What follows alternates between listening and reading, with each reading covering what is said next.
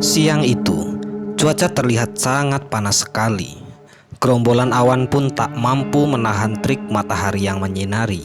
Namun, tidak menyurutkan bagi mereka para karyawan pabrik yang terlihat sibuk dengan aktivitasnya masing-masing. Berbeda terbalik dengan sosok seseorang yang terlihat duduk lesu di pojokan mesin produksi itu, yang usianya sekitar 30-an tahun. Laki-laki itu menghisap rokoknya secara dalam-dalam sembari pandangannya menatap liar ke arah depan. Entah apa yang sedang ia pikirkan. Laki-laki itu bernama Joko. Joko adalah seorang pemuda yang berasal dari Purwokerto, Provinsi Jawa Tengah. Ia dilahirkan dari keluarga yang sangat sederhana. Ia harus menjadi tulang punggung keluarga setelah bapaknya meninggal dunia. Dan ibunya pun sudah mulai menua. Sedangkan di rumah selain ibu, ada adik-adiknya yang masih sekolah semua. Disinilah Joko memutuskan untuk pergi merantau ke daerah Bekasi, Jawa Barat untuk mengadu nasib dan mencari rezeki. Dan akhirnya Joko pun bekerja di sebuah pabrik produksi plastik di daerah Bekasi itu. Kurang lebih hampir 3 tahun lamanya Joko bekerja di pabrik itu. Joko merasakan gundah gulana yang sangat-sangat luar biasa di hatinya. Ya, perasaan apa itu? Perasaan itu adalah perasaan Joko ingin sekali menikah dikarenakan usianya yang sangat tua, sekitar 30-an tahun.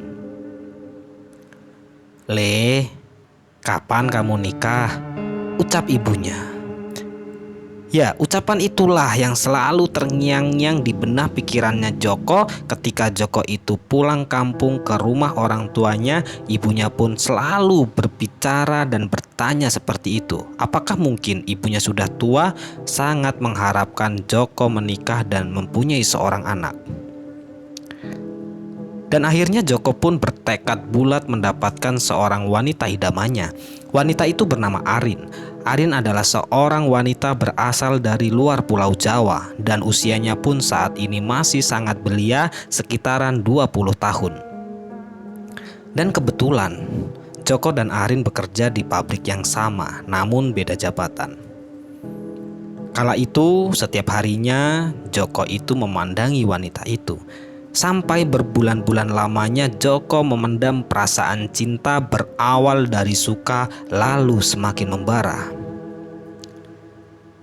Ketika Joko melakukan aktivitasnya seperti biasa, ya, dia itu menjadi seorang operator mesin produksi plastik di tempat kerjanya. Dengan penuh rasa semangat dan tanggung jawab, menit demi menit waktu pun berlalu dengan sangat cepat. Ketika melihat jam di ponselnya, waktu menunjukkan pukul 16.00, yang itu artinya jam kerjaku pun telah usai. "Jok, hari ini kamu lembur ya?" ucapnya seorang laki-laki berambut pendek itu sambil menepuk pundakku. Laki-laki itu adalah atasanku. Dia orangnya sangat baik, ramah, dan humoris. Tapi saat jam kerja jangan ditanya lagi. Dia sangat tegas dan tak pandang bulu. Siapapun akan dia marahi, termasuk aku, ketika kami melakukan sebuah kesalahan dan keteledoran kerja. Dia bernama Pak Andi. Usianya hampir sama denganku, hanya terpaut 2 tahun saja. Dia sudah menikah dan sudah mempunyai 2 orang anak. "Sama Karno. Tadi Karno sudah saya kasih tahu," ucapnya sambil kepalanya menoleh-noleh seakan mencari seseorang. "No, Karno, Karno," panggilnya.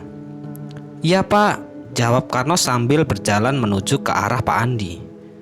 "No, ini besok kan ada pengiriman. Cuman barangnya itu kurang. Kamu selesaikan kekurangannya malam ini juga ya," ucapnya sambil menyodorkan selembar kertas berwarna biru. "Siap Komandan," jawab kami serentak. Waktu sudah semakin sore. Langit pun sedikit demi sedikit mulai tertutupi dengan kegelapan. Tidak terlihat satu orang pun, hanya tersisa kami berdua untuk melakukan lembur malam. Dan suara azan pun terdengar merdu memecah keheningan. Aku pun langsung bergegas mengambil air wudhu dan melaksanakan kewajibanku sebagai umat muslim, dan Karno pun menungguku di ruang kecil yang biasa kami gunakan untuk merenungi nasib. Aku dan Karno berbeda keyakinan. Karno sebagai non-muslim, tapi dia sangat menghormati, dan yang paling kusukai darinya, dia tidak pernah membeda-bedakan tentang keyakinan. Semua itu sama-sama menuju ke Sang Pencipta, namun hanya berbeda jalan saja. Joko, kok, ayo ngopi dulu.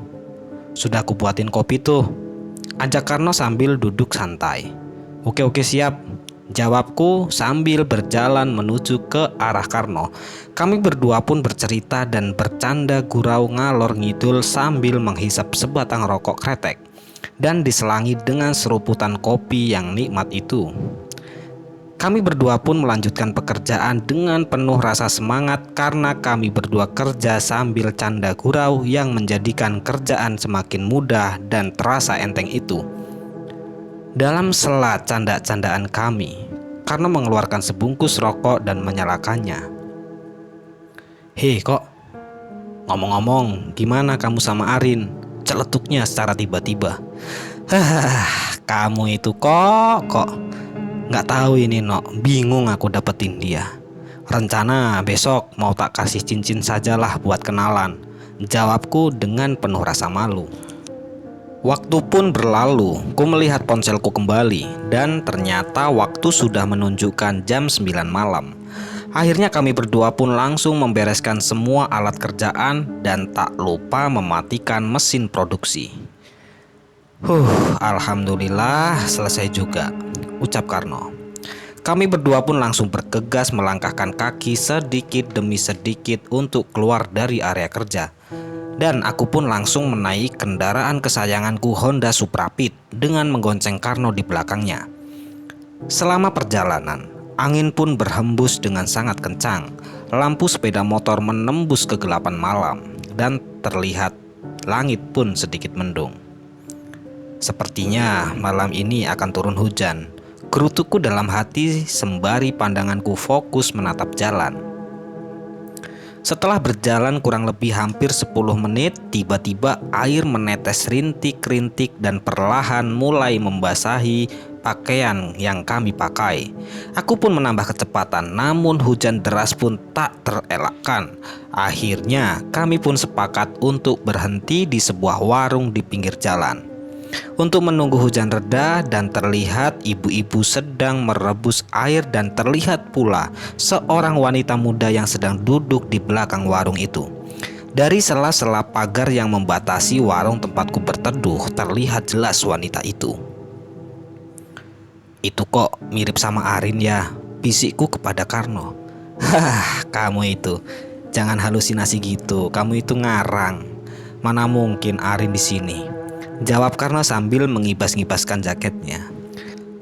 Karena merasa tidak enak dengan pemilik warung hanya berteduh saja, Karno pun berjalan menghampiri ibu yang sedang merebus air untuk memesan kopi. Bu, ibu, kopi 2 ya bu, Indo Cafe semua, ucap Karno. Kami berdua pun duduk di kursi yang tersedia di warung itu sambil menunggu kopi datang. Kami berdua pun membicarakan sosok wanita muda itu, dan saat itu aku sangat yakin bahwa wanita itu adalah Arin. Akhirnya kopi pun datang. Ini mas kopinya, ucap ibu pemilik warung sambil menyodorkan nampan berisi 2 gelas kopi.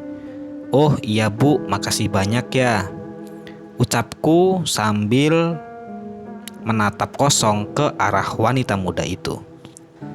Karena aku sangat yakin bahwa itu adalah Arin, aku pun memberanikan diri untuk menghampiri wanita itu. Dengan penuh rasa penasaran dan terasa jantungku berdebar sangat kuat, langkah kaki ini mulai mendekati wanita itu yang sedang duduk dan memainkan ponselnya itu. Sesampainya di samping wanita itu, aku pun memberanikan diri menyapanya.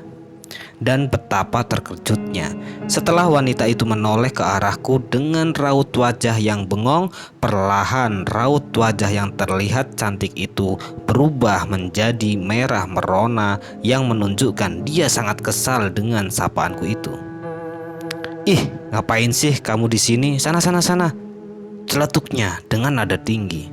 Karena aku selalu membawa cincin yang telah kubeli untuk wanita idamanku, aku pun sangat yakin bahwa malam ini sangat tepat untuk mengucapkan semua perasaanku ini. Sama sekali aku tak menghiraukan jawaban juteknya itu. Cewek mana sih yang gak mau cincin?" gumamku dalam hati. Sembari merogoh kantong celana untuk mengambil kotak berwarna merah yang berisikan cincin itu, pandanganku selalu menatap ke arah wajah cantik wanita itu. Setelah kotak itu berada di genggaman tanganku, dengan rasa pede dan keyakinanku, aku pun langsung berlutut di hadapan wanita itu sembari tanganku menyodorkan kotak yang berisikan cincin emas itu, dengan harapan dia mau menjadi pacar, bahkan langsung diajak nikah. Maaf Rin, aku mau ngomong sama kamu. Jika kamu mau menikah denganku, terimalah cincin ini, ucapku sambil gemetaran. Arin pun hanya terdiam dan bengong, tidak kunjung menjawab pertanyaanku itu. Dan tidak lama kemudian Dewi menghampiri Arin. Ya, Dewi itu adalah teman akrab Arin. Dan Arin pun langsung mengambil kotak dari tanganku, namun kotak itu dibuang olehnya. "Najis aku sama kamu," ucapnya sambil berjalan pergi meninggalkanku, dan aku pun langsung mencari kotak yang tadi dibuang oleh Arin di samping got samping pagar itu. Ketika aku sedang jongkok dan fokus mencari, terlihat Dewi nampak berdiri dan berjalan menuju ke arahku. Namun tak sesuai dengan harapanku. Ternyata Dewi malah menendangku sampai aku tersungkur, kemudian berlalu pergi. Karno sembari tadi hanya duduk melihatku ke arah wanita itu dengan wajah penuh iba kepadaku. Karno pun langsung menghampiri dan membantu mencari kotak itu. "Kok, udahlah, wanita itu gak baik untukmu," ucap Karno sambil menepuk pundakku. "Iya sih No, cuma gak tahu aku itu benar-benar cinta sama dia loh No. Aku yakin dia itu sebenarnya orang baik," jawabku sembari tertunduk. "Ya sudah, gini aja, kalau kamu benar-benar ingin memperjuangkan Arin, gimana kalau aku bantuin?" ucap Karno yang membuatku penasaran. "Bantuin gimana No, maksudnya?" tanyaku penuh dengan telisik. "Ya, kamu kan selalu dipandang sebelah mata sama Arin. Kalau kamu mau, besok tak anterin ke tempat Mbah Welas saja," sahut Karno. Ya, Mbah Welas. Mbah Welas itu sosok seseorang dukun yang sakti mandraguna.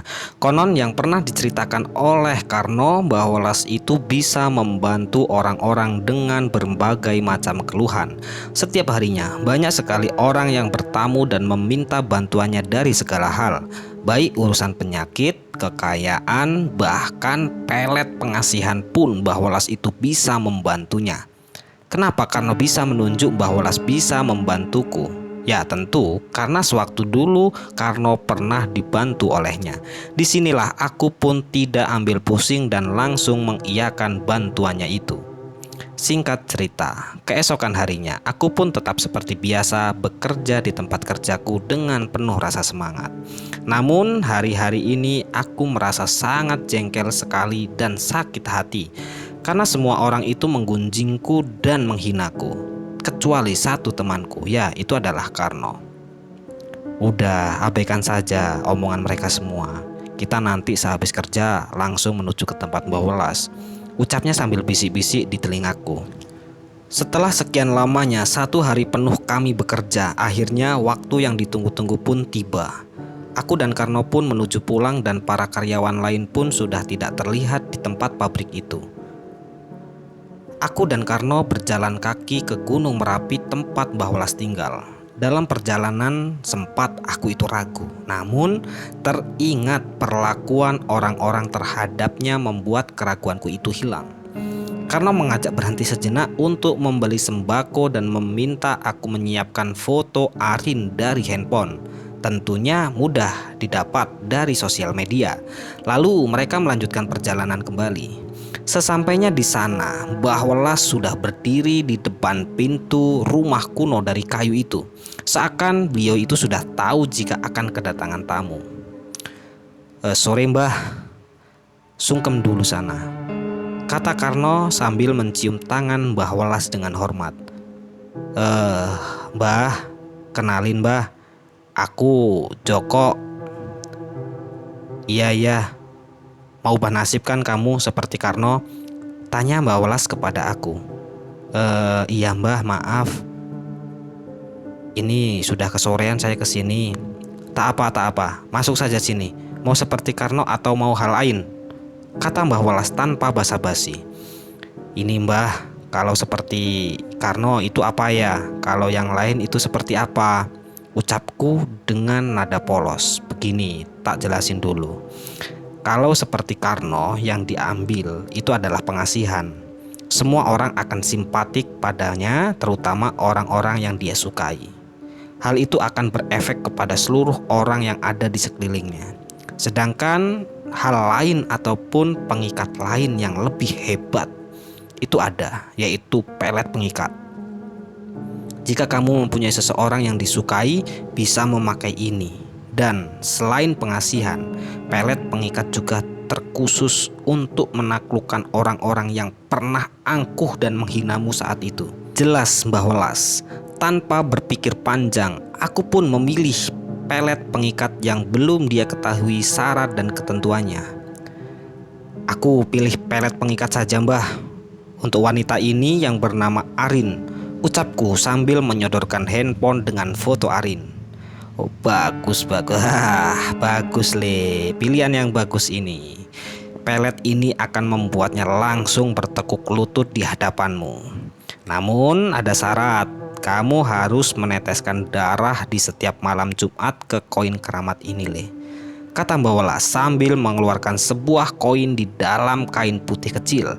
Mereka pun menjalani ritual tertentu. Setelah selesai ritual, hari pun sudah mulai malam. Aku dan Karno bergegas pamit pulang.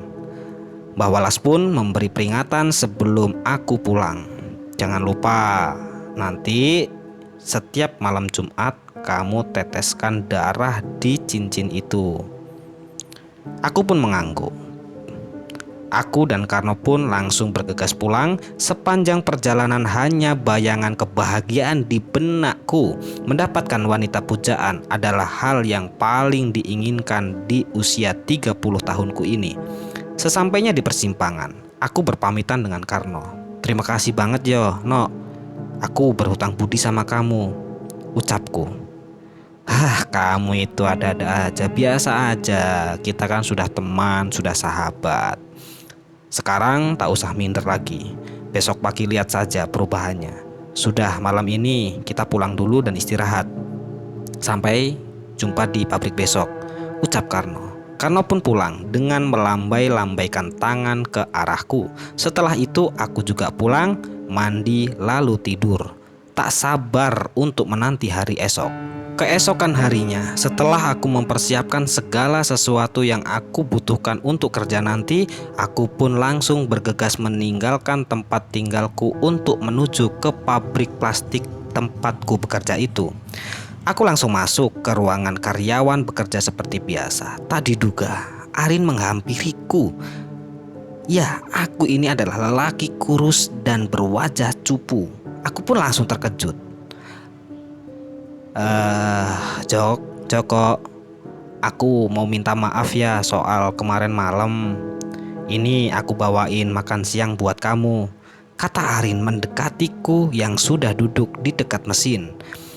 Singkat cerita, beberapa hari kemudian, semua orang di pabrik menjadi bersikap baik kepadaku, terlebih Arin yang selalu nempel denganku, bahkan memakai cincin yang telah kuberikan tempo lalu.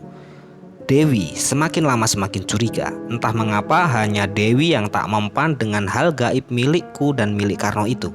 Waktu berlalu dengan cepat. Setiap malam Jumat, aku pun tak pernah absen memberikan darah setetes pun pada koin yang telah diberikan oleh Mbah Welas.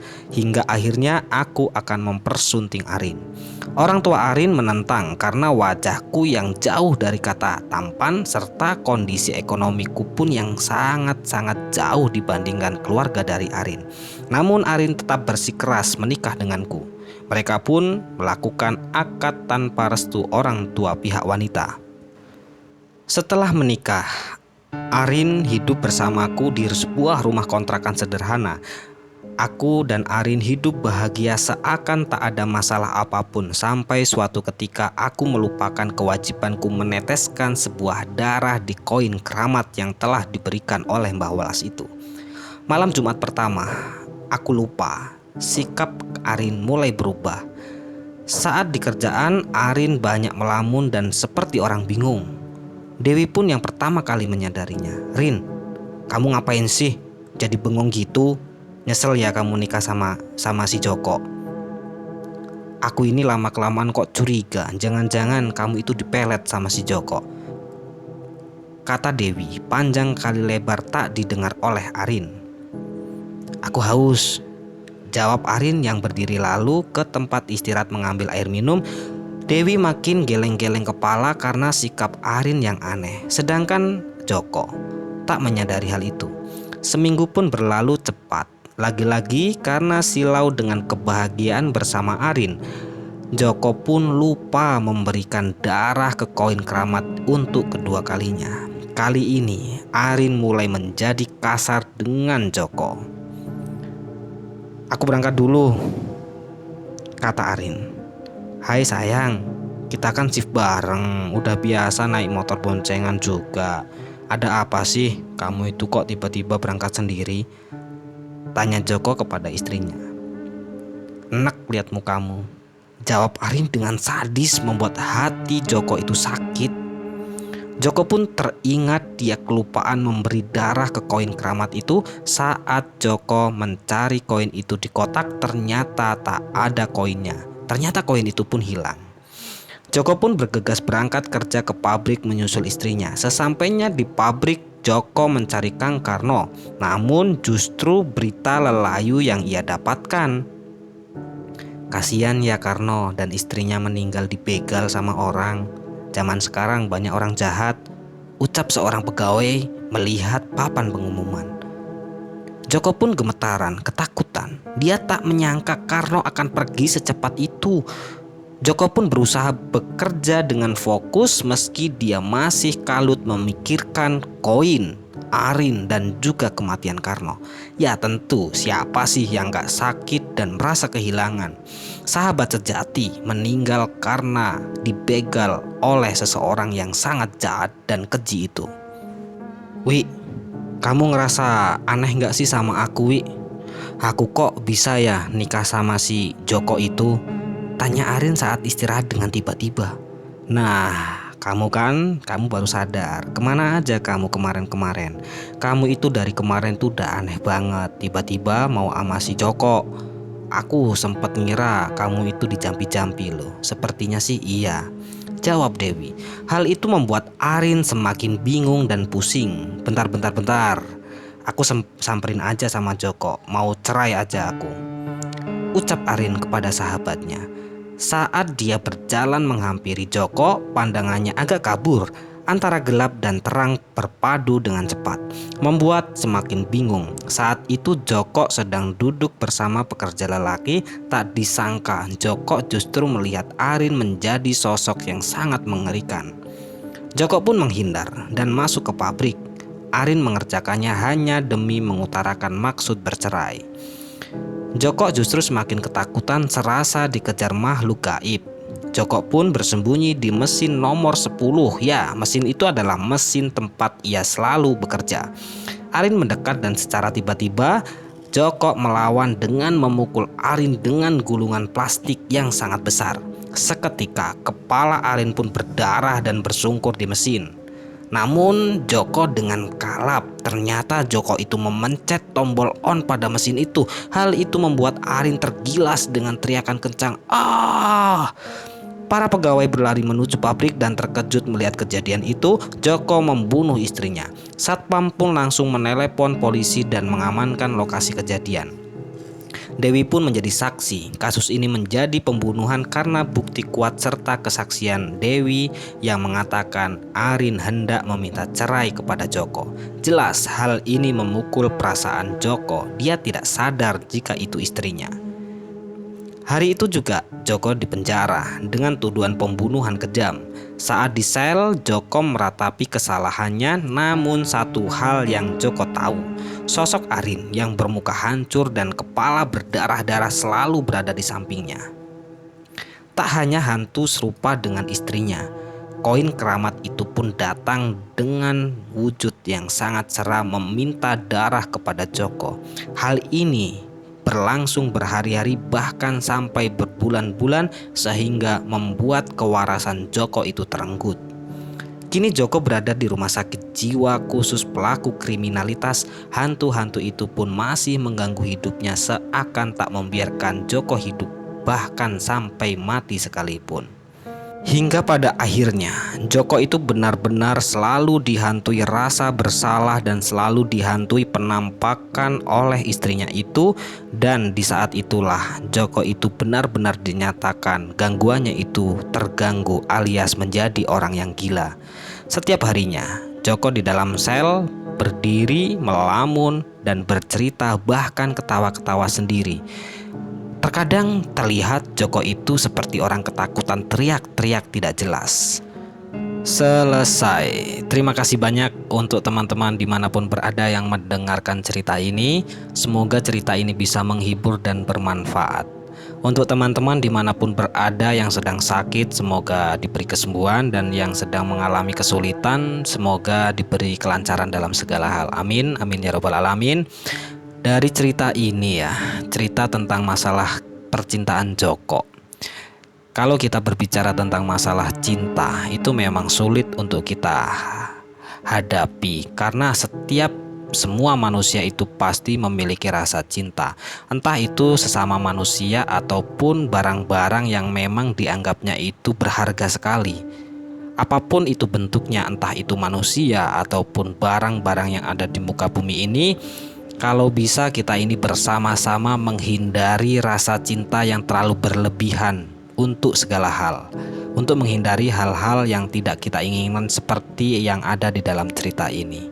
Sehingga menghalalkan segala cara dan membuat kita itu lupa akan kekuasaan Tuhan. Bahkan yang tidak kita inginkan sekalipun, yaitu kejiwaan kita terganggu alias menjadi orang gila seperti Joko yang ada di dalam cerita ini.